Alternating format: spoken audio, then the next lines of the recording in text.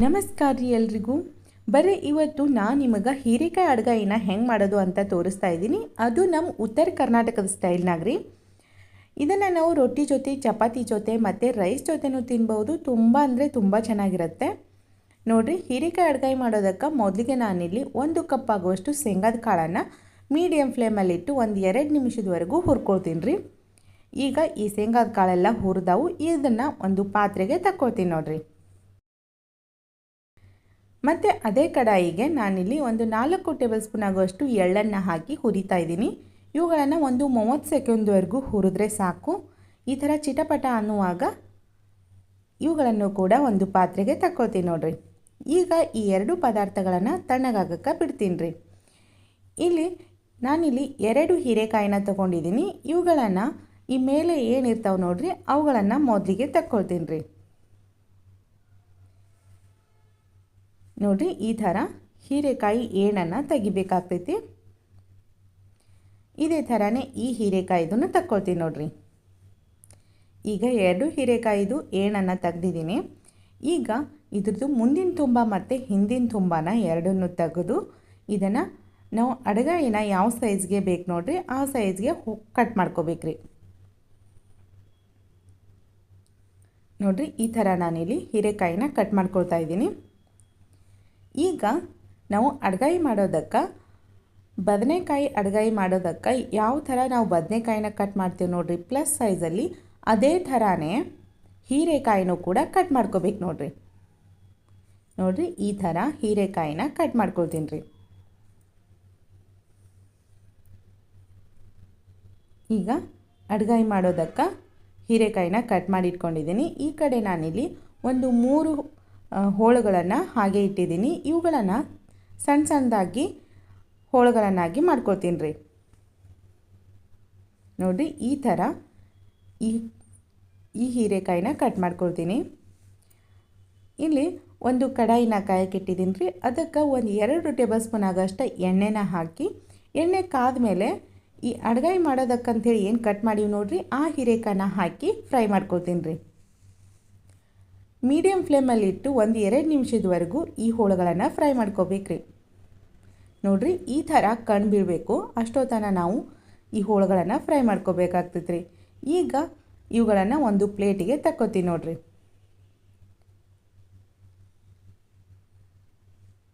ಇಲ್ಲಿ ಶೇಂಗಾದ ಕಾಳು ಕೂಡ ತಣ್ಣಗಾಗ್ಯಾವ್ರಿ. ಇವುಗಳನ್ನು ಈ ಥರ ಸಿಪ್ಪೆನ ತೆಗಿತೀನಿ ರೀ.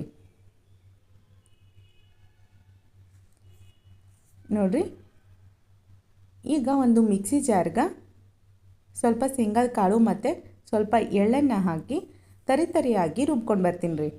ಪೂರ್ತಿ ನುಣ್ಣಗಂಗೆ ಹಿಟ್ಟಿನ ಥರ ರುಬ್ಬಬಾರ್ದ್ರಿ, ಈ ಥರ ಆಗ್ಬೇಕು ನೋಡಿರಿ.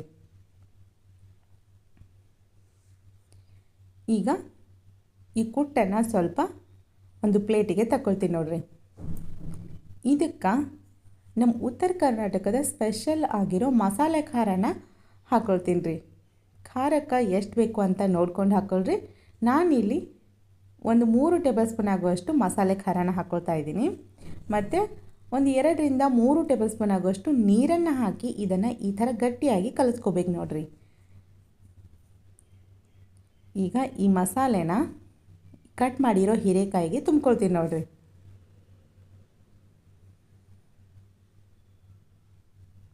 ನೋಡಿರಿ, ಈ ಥರ ಹೀರೆಕಾಯಿಗೆ ಈ ಮಸಾಲೆನ ತುಂಬ್ಕೋಬೇಕ್ರಿ.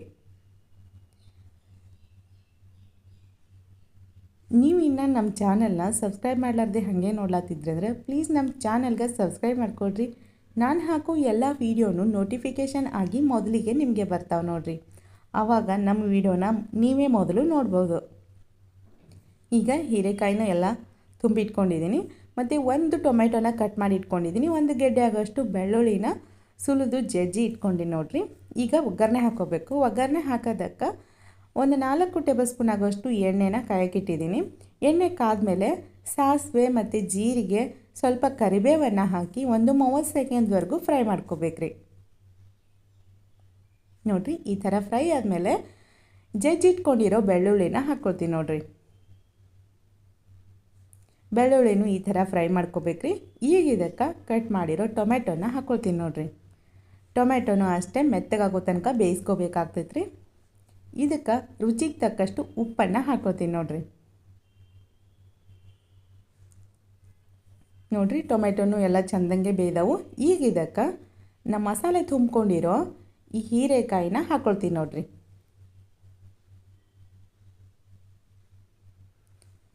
ನೋಡಿರಿ ಈ ಥರ ಎಲ್ಲ ಹೀರೆಕಾಯಿ ಹೋಳುಗಳನ್ನು ಹಾಕಿ ಈ ಸಣ್ಣ ಸಣ್ಣದಾಗಿ ಕಟ್ ಮಾಡಿರೋ ಹೋಳುಗಳನ್ನು ಹಾಕಿ ಇದನ್ನು 1 ನಿಮಿಷದವರೆಗೂ ಈ ಸೈಡು ಬೇಯೋದಕ್ಕೆ ಬಿಟ್ಟು ಮತ್ತೆ ತಿರುವಿ ಈ ಸೈಡನ್ನು ಬೇಯಿಸ್ಕೋಬೇಕ್ರಿ. ನೋಡಿರಿ ಮಧ್ಯ ಮಧ್ಯ ಬಿಟ್ಟು ಬಿಟ್ಟು ಇದನ್ನು ಬೇಯಿಸ್ಕೋಬೇಕಾಗ್ತೈತೆ ರೀ, ಈ ಥರ ತಿರುವಾಡ್ಕೊತ. ಈಗ ಇದಕ್ಕೆ ಮಸಾಲೆ ಕಲಸಿರೋದು ಶೇಂಗಾದ ಕುಟ್ಟು ಉಳಿದಿತ್ತಲ್ರಿ ಅದನ್ನು ಹಾಕ್ಕೊಳ್ತೀನಿ ನೋಡಿರಿ. ನಿಮ್ಗೆ ನೀರು ಎಷ್ಟು ಬೇಕು ಅಂತ ನೋಡ್ಕೊಂಡು ಹಾಕ್ಕೊಳ್ರಿ. ರೈಸ್ಗಾದರೆ ಒಂದು ಸ್ವಲ್ಪ ತಿಳಿ ಮಾಡ್ಕೋಬೇಕಾಗ್ತೈತಿ, ರೊಟ್ಟಿಗೆ ಚಪಾತಿಗೆ ಆದರೆ ಒಂದು ಸ್ವಲ್ಪ ಗಟ್ಟಿಯಾಗಿದ್ದರೆ ಚೆನ್ನಾಗಿರತ್ತೆ.